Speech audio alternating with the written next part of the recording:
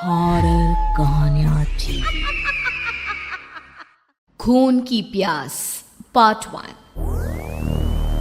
काली अमावस की रात थी और रात के गहरे सन्नाटे को चीरते हुए एक औरत के चीखने की आवाजें पूरे जंगल के शांत माहौल को दहशत से भर रही थी। वो औरत इस तरह से चिल्ला रही थी जैसे किसी ने उसके बदन पर खौलता हुआ पानी डाल दिया हो। रात को अपने खेतों में पानी देने के लिए आया हुआ हरिया किसान अभी तक इन आवाज़ों को सुन नहीं पाया था, क्योंकि उसके बेटे किशन ने उसे नया मोबाइल फ़ोन जो लाकर दिया था शहर से, और बस उसी मोबाइल फ़ोन में ईयरफोन लगाकर वो कोई पुराना गाना सुनने में मग्न था। लेकिन जैसे ही गाना खत्म हुआ, उस औरत की चीखने की आवाज़ हरिया किसान के कानों से टकराई। हरिया का दोस्त रामू भी खेत में ही घाट पर गहरी नींद में खर्राटे मार रहा था। रात के उस सन्नाटे में औरत की चीखने की आवाज सुनकर ठंड के मौसम में भी हरिया किसान के माथे से पसीना टपकने लगा। रामू, अरे ओ रामू, अरे जल्दी उठ, क्या खर्राटे मारकर सो रहा है?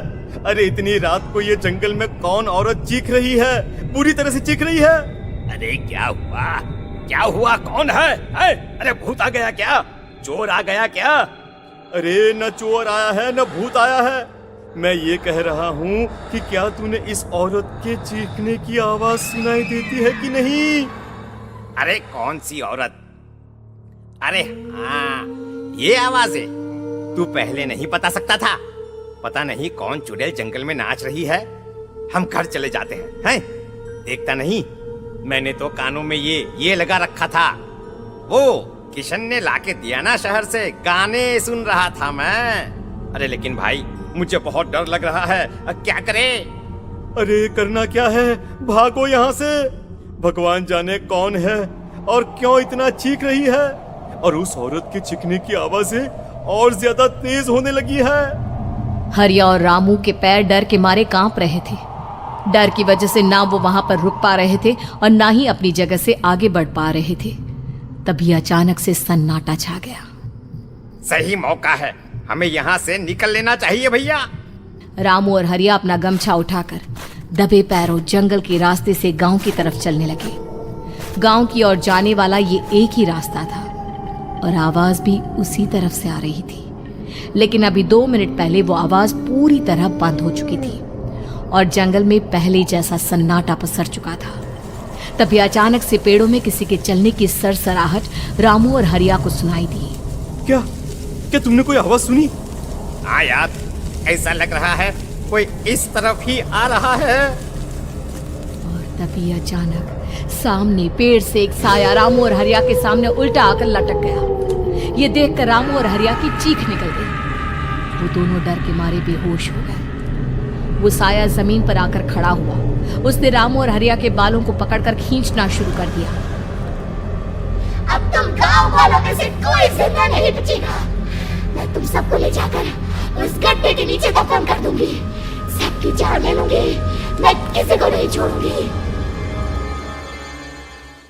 अगली सुबह रामू की पत्नी कमला हरिया के घर आई और उसने हरिया की पत्नी सुमन से अपने पति के बारे में पूछा। सुमन, कल रात को ये तुम्हारे ही पति के साथ गए थे खेत पर, अभी तक लौट कर नहीं आए हैं। हाँ बहन, मैं भी वही सोचकर परेशान हूँ। मेरे पति भी अभी तक खेत से लौट कर नहीं आए। भगवान जाने क्या बात है, दोपहर होने आई है। अब तक तो उन दोनों को लौट कर आ जाना चाहिए था। क्या करे, कैसे पता करे कि वो दोनों कहाँ हैं? मेरा बेटा भी शहर गया हुआ है, वरना उसी को भेज देते खेत पर। बहन, मुझे लगता है कि हम दोनों को वहाँ जाकर अपने पतियों को ढूंढना चाहिए। ठीक कहती हो तुम, चलो मैं तुम्हारे साथ चलती हूँ। और वो दोनों जंगल के रास्ते खेत की तरफ आगे बढ़ती हैं। वहां जाकर देखती है कि हरिया और रामू आग जलाकर आग के ऊपर कुछ पकाकर खा रहे थे। आप यहाँ पार्टी बना रहे हैं और वहाँ घर पर हमारी जान सुखी जा रही थी कि कहीं कुछ हो तो नहीं गया? मुझे कुछ नहीं हो सकता। मैं कभी नहीं मर सकता, समझे तो? अरे तबीयत तो ठीक है। ये किस तरह की आवाज में बात कर रहे हैं आप? कुछ हुआ है क्या? कुछ नहीं हुआ, बस जोरों की भूख लग रही थी, इसलिए खाना बनाकर खा रहे थे। अच्छा, इतनी बदबू आ रही है, ऐसा क्या बनाकर खा रहे हैं आप? जरा हमें भी तो बताइए। अरे भाभी, क्यों परेशान हो रही हैं? मांस पकाकर खा रहे हैं। एक जंगली जानवर कल रात को खेत में आ गया था। हम दोनों ने उसे मार दिया और बस उसी का मांस पक रहा है। आप भी खाइए ना, बहुत बहुत ही स्वादिष्ट है। दिमाग खराब हो गया है क्या आप दोनों का? आप दोनों मांस कब से खाने लगे, और वो भी जंगली जानवर का? चलिए अभी कभी घर चलिए। चलेंगे चलेंगे, लेकिन पहले ये मांस तो खत्म कर ले। कुछ देर बाद रामू और हरिया कमला और सुमन के पीछे पीछे गांव की तरफ चल देते हैं।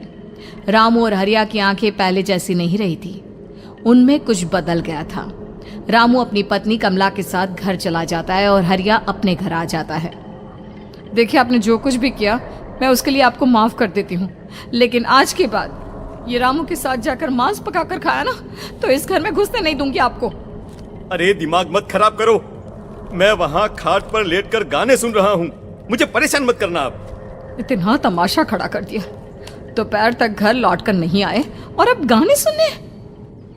लेकिन हरिया घर के बाहर आंगन में जाकर चुपचाप लेट गया और गाने सुनने लगा। गाने सुनते सुनते हरिया को नींद आ गई। सुमन ने उसके कान से ईयर प्लग हटाया और अपने आप से कहा, जरा मैं भी तो सुनकर देखूं, ऐसे कौन से गाने सुनते हैं। उधर मोबाइल में एक अजीब सा गाना बजने लगा।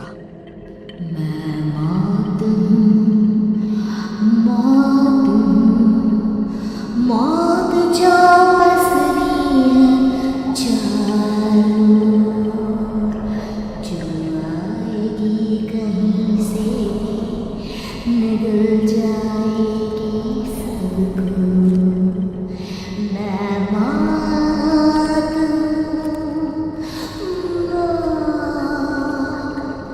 अब मैं छोड़ूंगी नहीं किसी को।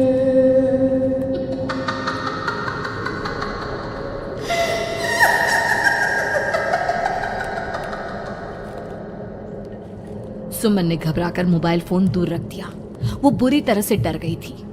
तभी अचानक हरिया अपनी नींद से जागा और गर्दन टेढ़ी करते हुए सुमन के पास आया। क्या क्या कर रही थी? गाने सुन रही थी? वो ये कैसा गाना सुन रहे थे तुम मोबाइल के अंदर? मौत है, मौत। अरे ये सारी बातें छोड़ो और ये बताओ, आज शाम को तुम मेरे साथ खेत चलोगी? लेकिन क्यों? और तुम इस तरह से क्यों बात कर रहे हो? अपनी गर्दन सीधी रखकर बात करो ना। वो मेरी गर्दन में सोते सोते थोड़ा दर्द हो गया है। मेरे साथ आज खेत चलो ना। तुम्हारे साथ पूरी रात रहना चाहता हूँ। कैसी बात कर रहे हैं दिन दहाड़े? जरा भी शर्म नहीं आती क्या? अरे इसमें शर्माने वाली क्या बात है? तुम पत्नी हो मेरी। पूरी रात खेत पर रहता हूँ। मुझे भी तो तुम्हारे पास आने का हक है कि नहीं? अच्छा ठीक है, चलती हूँ आपके साथ खेत पर, लेकिन फिर उस रामू को मत बुलाना। अरे कैसी बातें कर रही हो? अगर तुम मेरे पास होगी तो मैं किसी को नहीं बुलाऊंगा, सिर्फ तुम और मैं और रात का सन्नाटा। शाम के वक्त हरिया सुमन को अपने साथ खेत पर ले जाता है। आसमान में चांद पूरी तरह से चमक रहा था। हरिया ने अपने खेत में बनी हुई छोटी सी झोंपड़ी के अंदर सुमन को अपने पास बिठा लिया और उसके बालों में हाथ फिराते हुए कहा, कितनी खूबसूरत हो तुम, बहुत सुंदर लग रही हो। एक चांद से भी ज्यादा सुंदर लग रही हो। ऐसी बातें मत करिए ना, मुझे शर्म आती है। अपनी आंखें खोलकर जरा मेरी तरफ तो देखो। अरे देखो तो सही। सुमन ने शर्माते हुए जैसे ही अपनी आंखें खोली, उसके होश उड़ गए। हरिया के बड़े बड़े दांत निकल आए थे और वो पूरी तरह से एक जानवर की तरह नजर आ रहा था। कौन हो तुम मेरे पति नहीं हो। कौन हो तुम? मुझे जाने दो। लेकिन हरिया ने सुमन के हाथ को कसकर पकड़ लिया। उसके नुकीले नाखूनों की वजह से सुमन के हाथ से खून बहने लगा था। बहुत दर्द हो रहा है, मुझे जाने दो। कौन हो तुम? क्या करना चाहते हो? वही जो एक आदमी एक औरत के साथ करना चाहता है, और उसके बाद मैं तुम्हें वहीं ले जाऊंगा जहां पर तुम्हारा पति है। क्या मतलब, क्या कहना चाहते हो? कहाँ है मेरा पति? जंगल के बीचों बीच उबलते हुए पानी के तालाब में वहीं है तुम्हारा पति। चलो चलो, मैं तुम्हें उससे मिलवा देता हूँ, लेकिन उससे पहले तुम्हें मेरी प्यास बुझानी होगी।